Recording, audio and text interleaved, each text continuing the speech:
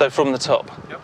Okay, so it was a Sunday evening and I had just got back from a meeting. I was living in Croydon at the time and it was pouring with rain. Got back, I was tired, I went to bed. When I got into bed, I'd been there for a few minutes and I just had this sense of an increase of God's presence around me. And so I started to respond to that. I went on a bit of an exploration, a journey. It's about relationships. So I'm saying, Lord, what is it you're wanting to speak to me about? And as I did that, I had the sense that he was asking me to drive somewhere. This was the furthest thing on my mind. I just got into bed, pouring with rain. I'm not interested in doing that.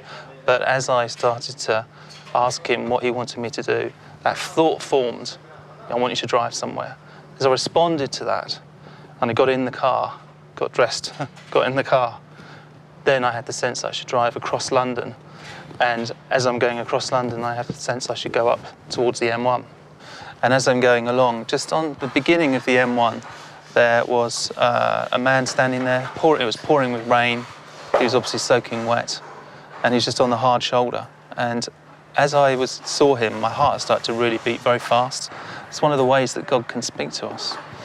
Not always the way, but it's one of the ways. And so as I started to, that happened, I actually pulled over, ran down the window and I said, what are you doing here? Remember, it's pouring with rain, he's on the hard shoulder. And I said to him, what are you doing here? And he says, I'm looking for somewhere to die. I'm throwing myself in front of the next truck. And immediately I'm thinking, this isn't a good thing to do.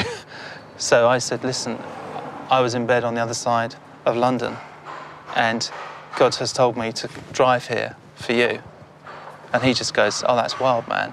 And I open the door, he gets in the car. And as he gets in, he starts to rummage in a bag, and I'm suddenly a bit concerned I'm going to be tomorrow's headlines. He's got an axe or a knife or a gun or something in there. And he pulls out the last thing that I was thinking of, which was a Bible. And as he pulled it out, I was just like, what is your story? And he said to me, I'd just come to the end of myself. I was going to kill myself. But I decided to give God one last chance.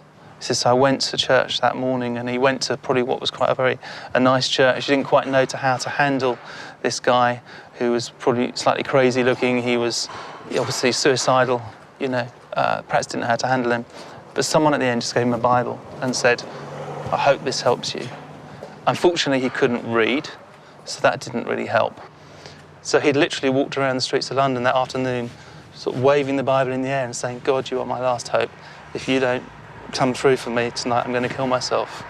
And so that was how he got onto the hard shoulder. Meanwhile, as he's walking along the hard shoulder on the other side of London, the Holy Spirit is saying to me, come drive. So you just don't know what adventures that God can take you into when you go with those nudges, go with those prompts, if you like, of the Holy Spirit. And that guy, he was alive and not dead.